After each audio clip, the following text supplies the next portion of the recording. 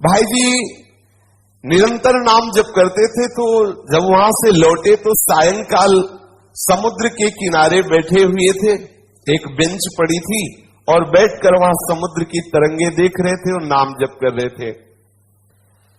एकांत था, कुछ थोड़ा सा अंधेरा भी हो रहा था। बेंच पर बैठे नाम चिंतन करते हुए समुद्र की तरफ देख रहे थे, तो अचानक देखा कि बेंच के समीप एक पारसी सज्जन खड़े हुए हैं।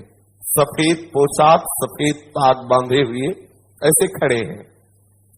बहुत देर तक भाई जी उनकी तरफ देखते, फिर नाम जप करते, फिर देखते और वो खड़े ही रहे। भाई जी ने सभ्यतावश कहा, साहब बैठ जाइए। अब वो बोले डरिएगा नहीं। भाई जी ने कहा, मैं क्यों डरूंगा? बोले नहीं, मैं कोई आदमी नहीं हूं, मैं प्रेत हूं। एक बार भाई जी को पसीना आ गया, जैसे कोई एकदम बोलेला कि, तो एकदम उसने पहले कहा कि आप डरिएगा नहीं, मैं प्रेत हूं। सुनते ही भाई जी के पसीना आ गया। मतलब एकदम अचानक किसी को भी ऐसा हो जाएगा। उन्होंने कहा, डरिएगा नहीं, मैं उन प्रेतों में नहीं हूं जो किसी का अनिष्ट कर सकूं। मेरी हिम्मत नहीं थी कि मैं आपसे बात कर सकता यदि आप ना बोलते। ध्यान दीजिए, एक प्रेत योनि भी है 84 लाख योनियों में, जिनका शास्त्र विरुद्ध आचरण बनता है, धर्म विरुद्ध आचरण बनता है, जो अधोगति को प्राप्त होते हैं। जैसे दंडकारी के विषय में आया है कि वो प्रेत योनि को प्राप्त हुए थे, भागवत में बहुत से ऐसी गलतियां हैं जो हो जाने के कारण फिर हमें प्रेत योनि मिलती है। बड़ी भयानक कष्टप्रद स्थिति होती है। उसमें बड़े अच्छे भी प्रेत होते हैं, बहुत बुरे भी, बहुत ही भयंकर कोटि के भी होते हैं। और ये स्वयं सृष्टि में कुछ खा पी नहीं सकते। नदियां बह रही लेकिन प्यासे तड़पेंगे, एक बूंद पानी नहीं पी सकते। ये जब पिएंगे जब कभी तुम्हारे ऊपर सवार हो जाएंगे, तभी आहार विहार कर सकते, अन्यथा नहीं। ऐसे तड़पते रहते, चिल्लाते रहते हैं। जब कोई अपवित्र और कर्महीन पुरुष फंस जाता है, तब ये उनके ऊपर सवार हो जाते हैं, उनका खून पीते हैं, उनके द्वारा जो जल भोजन आदि पाया जाता है उसको वो ग्रहण करते हैं। जो भगवान नाम जब करता है उसको स्पर्श भी नहीं कर सकते, बात भी उससे नहीं कर सकते। विश्वास करना, जो भगवान नाम जप करते रहते हैं, ये प्रेत योनि की ताकत नहीं कि उसका स्पर्श कर सके। अपना कल्याण करने के लिए बड़े संतों के जीवन में आते हैं। देखा गया, पूज्यपाद सिउड़िया बाबा जी के भी जीवन में पाया गया कि एक बार वो वृक्ष के नीचे बैठे हुए थे, तो देखा एक प्रेत वृक्ष को हिला रहा है। बाबा की दृष्टि गई, उन्होंने सब साधकों से कहा, सावधान, यहाँ प्रेत आ चुका है। अब तो सब घबरा गए बात सुनते ही। बाबा ने कहा, पर चिंता मत करो, वो सामने नहीं आएगा, किसी को छुएगा नहीं। पर वो बड़ा उपद्रव करने लगा, कभी कुटिया में जाकर के पर्दा हिलाना, ऐसे कई तरह के। बाबा ने कहा, चलो फिर यहां से आसन हटा देते हैं, ये करेगा तो कुछ नहीं पर उपद्रव करता रहेगा।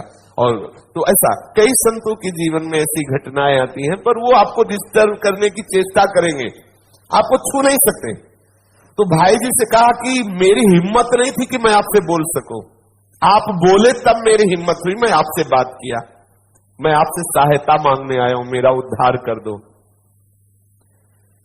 भाई जी थोड़ा हिम्मत किए, जब वो बोला आपसे सहायता करने आया, आपका मैं अनिष्ट नहीं करूंगा, मुझ में ऐसी ताकत नहीं है कि मैं यहां किसी से भी बोल सकूं। जब तक कोई मुझे बुलाएगा नहीं तब तक मैं बोलूंगा नहीं। देखो ये सूक्ष्मता की बात, जिससे कोई खड़ा है, कौन हो, सुनो हमसे बात करो, अब वो बात करेगा। अगर आप ऐसा ना बोले तो इसीलिए बोलने की जरूरत क्या है। जैसे आप गंगा किनारे भ्रमण कर रहे हैं या कहीं कोई ऐसा दृश्य दिखाई देता, नेत्र नीचे कीजिए, चले जाइए। आपको अगर शंका है, कोई खड़ा है क्या, क्यों शंका करो, चलो चुपचाप आगे बोलो। कौन है, सुनो बात करो हमसे, तो फिर बात कर लेगा तुमसे। वो कह रहे हैं, वो प्रेत बोला, हम लोगों के लिए आदेश, पूरी सृष्टि में मैं किसी को अपनी तरफ से नहीं छेड़ सकता जब तक कोई हमें न छेड़े। अच्छा, जैसे उनकी वृत्ति मलिन होती है, तो जब तक आप अपवित्र नहीं हो, जैसे झूठे मुंह हैं, ऐसे ही सब अपवित्र हैं, गंदे आचरणों का चिंतन कर रहे हैं, उनको प्रवेश होने की गुंजाइश है। कोई न कोई ऐसी घटना करेंगे जिससे आप उनसे आकर्षित हो, वस्त्र के द्वारा या किसी आसन के द्वारा।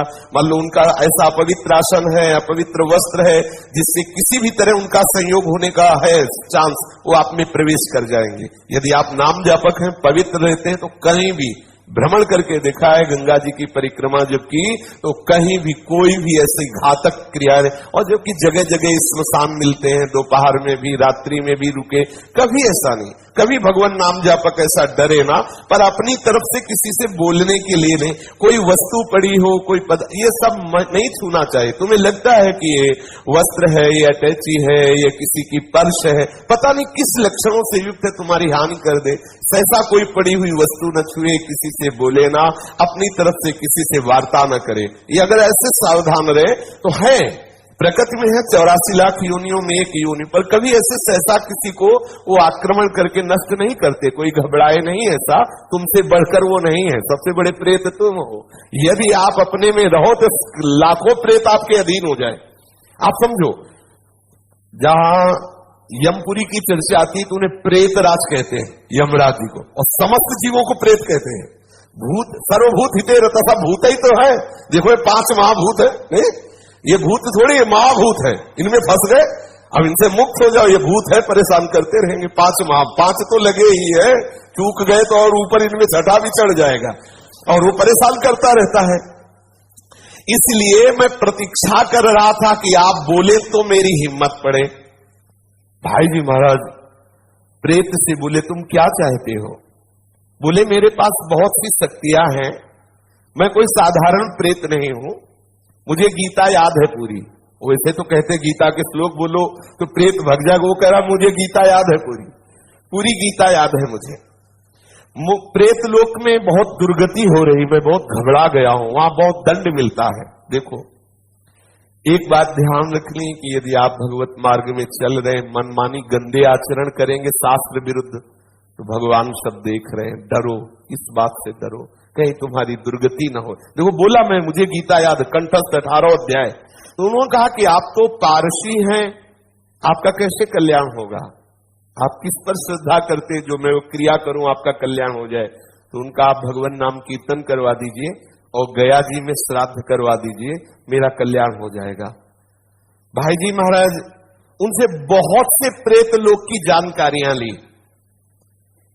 जीवन में कौन कैसे आचरण करता है, फिर मरता है तो कहां किस प्रेत योनि को प्राप्त होता है, उसने बहुत से परिचय बताए। बहुत से उन व्यक्तियों के नाम बताए जो भाई जी के परिचय के थे, मरे भूत बने, उनके भी बताए कि वो वहां अमुक अमुक गति को प्राप्त है। और बताया कि कुछ ऐसे भयंकर प्रेत होते हैं जिनको मतलब बस में करना बहुत कठिन होता है। अत्याचारी लोग जो भयंकर प्रकृति वाले, वो जब मरते हैं तो बहुत। अब जिसे कोई सतोगुणी है, थोड़ा साधन भजन शास्त्र स्वाध्याय करता है, लेकिन कोई भयंकर अपराध बन गया, गलती बन गई, तो ऐसी दुर्गति हो जाती है। जैसे विजय कृष्ण गोस्वामी जी के चरित्र में आता है कि वो परिक्रमा दे रहे थे तो देखा वृंदावन में कुछ भक्तजन भंडारा कर रहे थे, तो उनको बुलाया विजय कृष्ण जी को कि आइए आप भी प्रसाद ले लीजिए। वो भक्तों का समुदाय है, 3 बजे सुबह परिक्रमा कर रहे थे, तो उन्होंने प्रसाद लिया, अपनी कुटिया में रख दिया। दिनचर्या करके जब उधर देखा तो उसमें सब गंदे पदार्थ, अभक्ष्य पदार्थ। उनका ऐसा कैसे हो सकता है कि भक्त लोग इतने सब निकृष्ट पदार्थ और सब मल की तरह दुर्गंध आए। दूसरे दिन फिर परिक्रमा की तो फिर वो समुदाय दिखाई दिया। तो उन्होंने कहा कि आप लोग कौन हो, ऐसे अभक्ष्य पदार्थ, ऐसे गंदे पदार्थ? तो बोले हम सब प्रेत हैं। यही वृंदावन की बात। बोले आप कैसे प्रेत बन गए? तब उन्होंने अपनी अपनी घटनाएं बताई। जैसे एक बताया कि श्री ठाकुर जी के लिए जो अमनिया आता है उसको हम बिना ठाकुर जी को अर्पित किए अपने प्रयोग में ले लिए, इसलिए हमारी गति बिगड़ गई। ध्यान देना है, जैसे जो भी वस्तु मान लो मंदिर आदि में है जो प्रभु के लिए आती है, सबसे पहले प्रभु को अर्पित हो। यदि आप वस्तु आई और अपने घर ले गए, अपने प्रयोग में किए, वो अपराध है। जिनके ले आई उनको अर्पित करो, आप प्रसाद भुगता बनो, अमनिया नहीं। कोई भी पदार्थ वैष्णव को अमनिया सेवन नहीं करना चाहिए। ऐसा नंदगांव के एक पुजारी की भी बात है। कई ऐसे दृश्य आते, इसलिए बहुत सावधान। जैसे एक प्रसंग हमने संतों से सुना कि किसी संत को संत सेवा के लिए कुछ अर्थ मिला और उनके भाई आए, उन्होंने कहा कि घर में बहुत समस्या है, अगर अर्थ मिल जाता तो हम कुछ दिनों बाद वापस कर देते।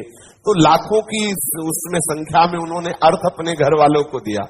अच्छा, घर वाले इसलिए वापस नहीं किए कि बड़े भैया ही तो हैं, तो जब वो पधारे तब वो अधोगति को प्राप्त हो गए। ये ध्यान देने की आपको गौशाला के, गौ सेवा के लिए, संत सेवा के लिए, जिसके लिए जो वस्तु दी जाती है ठीक वही लगनी चाहिए। उसे आप अपना मान करके प्रयोग करेंगे तो आपकी गति बिगड़ जाएगी। जैसे आपने 500 संतों के भंडारे के लिए पैसा लिया, तो आप सेवक रूप से खूब मेहनत करो, संतों की जूठन पालो और जितना रुपया पूरा संत सेवा में लगा दो, तो आपको भगवत प्राप्ति का मार्ग प्रशस्त हो जाएगा। लेकिन आपने क्या किया कि 100 का लगा दिया, 400 का, ये अपराध बन रहा है। ये आपकी बुद्धि को मलिन करके और ऐसे आचरण करवा देगा जिससे आपकी गति बिगड़ जाए। देखो, यहां मनमानी आचरण कर ले, लेकिन निर्णायक बैठा हुआ है, आपकी एक एक चेष्टा को देख रहा है। इसलिए देखो, आप डरो इस बात से। 18 अध्याय गीता के याद में प्रेत बना हुआ टहल रहा है और भाई जी से प्रार्थना कर रहा है कि बहुत दुर्गति होती है, बहुत मार पड़ती है, न पानी पी सकते हो, न खा सकते हो, कितना हमें क्लेश दिया जाता है। वो अपनी सब बातें बताने लगा। उन्होंने बताया कि 6 महीने पहले जिनकी मृत्यु हुई थी वो भी प्रेत बने, और भाई जी को परिचय बताने लगे कि आप विश्वास करो, मैं सबको जानता हूं जो जो बनकर के प्रेत लोक में गए हैं। एक हरिराम के ब्राह्मण थे, उनसे भाई जी ने कहा कि मैं गया तो नहीं जाऊंगा, आप जाकर के उनका श्राद्ध कराएं, नाम कीर्तन का अनुष्ठान हम करते हैं। गया में उस प्रेत के लिए पिंडदान कराया और खूब नाम कीर्तन किया। जब पिंडदान और नाम कीर्तन उनके लिए पूरा हुआ तो चौपाटी में ही बैठे हुए तो फिर वो प्रेत आ गया और उसने बहुत अश्रु प्रवाह करते कृतज्ञता से कहा, अब मेरा काम हो गया, मुझे प्रेत लोक से उद्धार किया जा रहा है, मैं आपकी बार बार कृपा मनाऊंगा कि आपने मेरे को दुर्गति से बचा लिया। मैंने प्रेत लोक की स्थिति, वहां के कौन कौन से जीव गए हैं, क्या क्या उनको दंड मिलता है, ये सब बहुत विस्तार से बातें की भाई जी कह रहे हैं। और किसी किसी को लेकर के हमने उनसे बात की तो उन्होंने बताया कि नरकों का दंड है, मतलब यहां देखने को नहीं मिलता, ऐसे भयंकर कष्ट प्रेतों योनि में मिलते हैं। कोई नरक को झूठा न माने, परम सत्य है, ये सब मैं भोग रहा हूं। उस प्रेत ने बताया ये नरक सत्य है, एक एक सत्य है, पाप करने वालों को बहुत दुर्गति होती है।